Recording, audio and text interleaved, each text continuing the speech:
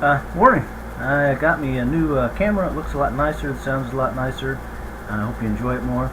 The name of this video is going to be We Were Created by a False God. The last video I created, there was a comment made about my comment about how we were created by a false God and not a true God. So I thought, time for me to explain that. Okay, I'm starting to this place like an old Godzilla movie. I've shut some things off, rebooted the computer. Maybe that will help. Well, I guess not. In Genesis, in Genesis we were told that Adam and Eve were naked and they were unashamed, and then they were tempted by Satan, and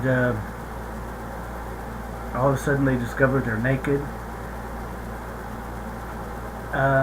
All of us, when we were little, we were not ashamed of our nakedness, and then all of a sudden something happens, and all of a sudden, don't look at me, we're naked.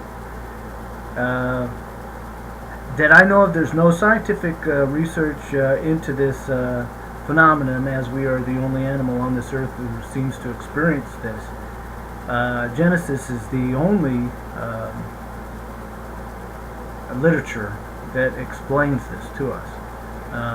Whether it's not a historical document, it is not the Word of God. God didn't come down and say, "Here, write this for me." Genesis, like all the books in the Bible, was not written by one person.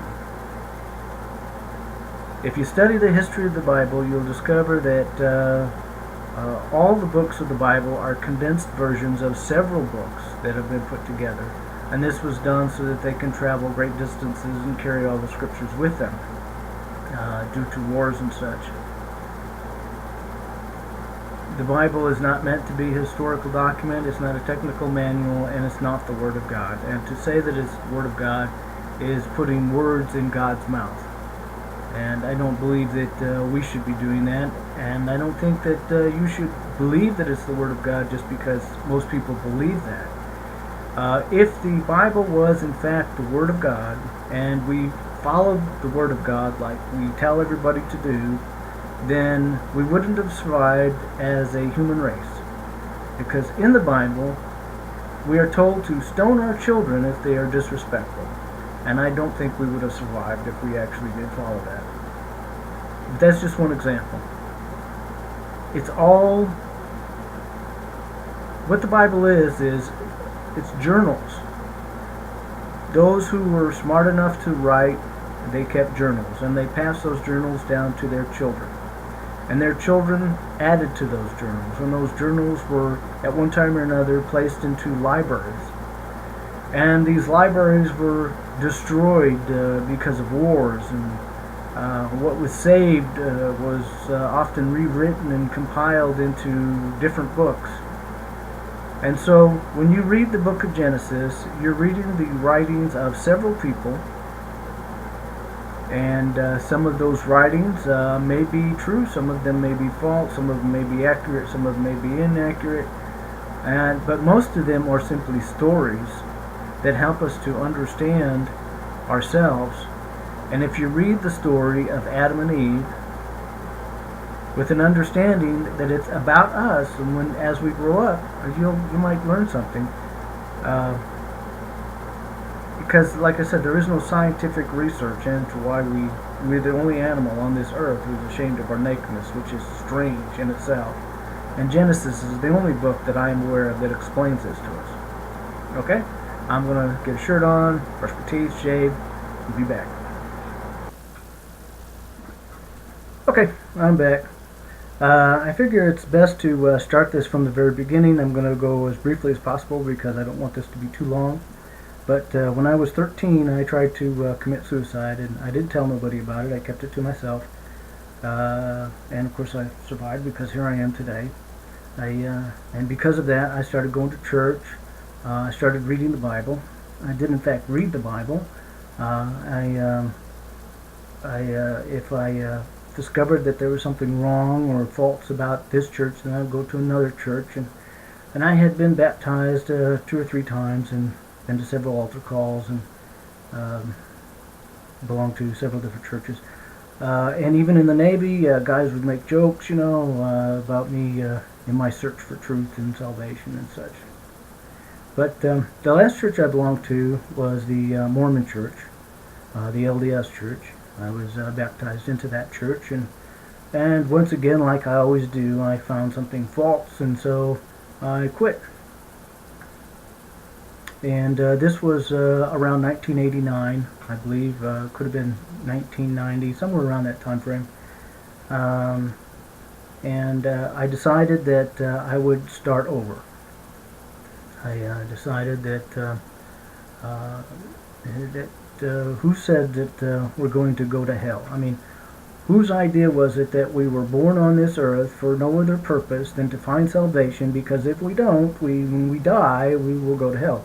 I mean, all of a sudden it just dawned on me that that was a ridiculous idea.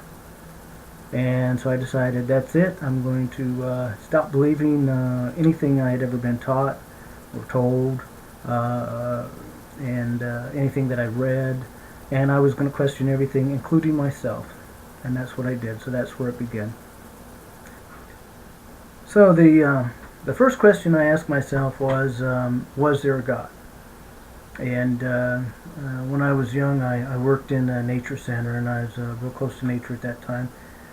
So I really believed in nature. And if you look at nature, if you look at all the things that were created and see how they all work together, there's no way that you could possibly not believe that there's a God, because obviously intelligence created all that. It couldn't have just happened by accident. So I answered my first question, yes, there's a God, and I believe that. And then from there, I began to study all the major religions to figure out which religion I should belong to. I studied Hinduism, Zoroastrianism, Buddhism. I've read all the sayings of Confucius. I read all the Apocrypha, studied the Jewish religion, the Christian Apocrypha, the Jewish Apocrypha, the Gnostic scriptures, all the scriptures that we were aware of at the time. I understand they found some more, but at that time that weren't included in the Bible. And what I decided upon was Gnosticism. It made a lot of sense to me. The Gnostics believed that our bodies were created by the false God, and that our soul was created by the true God, and truth was trapped inside of falsehood. And the goal of Gnosticism is to become more spiritual and less physical. And it made a lot of sense to me, so I decided that's what I believed. And so after over 3 years of studying, I decided that I was Gnostic. And so it was about 1993, 1994, I had this dream. It was just a voice. I didn't see anything. I couldn't tell if it was a male voice or a female voice. And the voice said, yes, it is true that the body was made by a false god. However, the soul was also made by a false god. But God takes us as if we were a ball of clay and makes us unto himself. And that was the dream. That was the whole dream. Just that voice. And when I woke up, it was just, I could say, well, at least I know about how we're saved. God takes us as if we were a ball of clay and makes us unto himself, but still I'm left with 1,000 other questions. And so that's where my belief comes from, that we are created by a false god. And I have lots of opinions about that, lots of beliefs about that, and at this point in time, I now call myself a Christian. And if you want to understand that more, you have to go back and check out my earlier videos. Now, the question posed by the person who commented on my last video was, how does my dream take precedence over the scriptures? Well, as I explained earlier on, that the scriptures are not 100%. And if you believe that they are, good luck following the Word of God, word for word. Good luck with that. But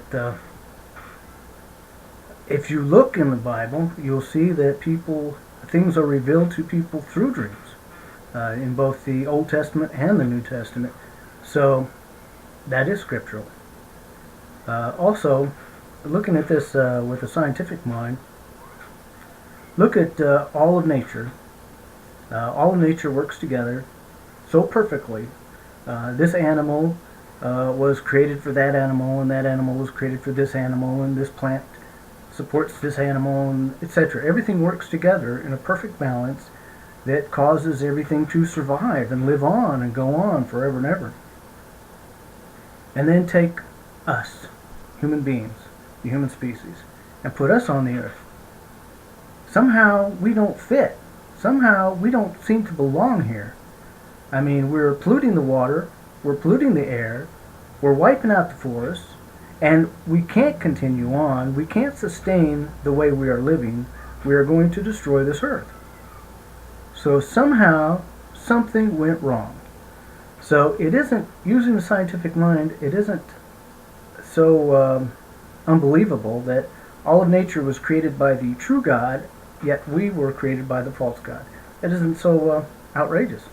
It makes a lot of sense. Anyways, again, that's where that all comes from. Peace and love. Keep your head down, your eyes open. Gas prices are going down. Bye.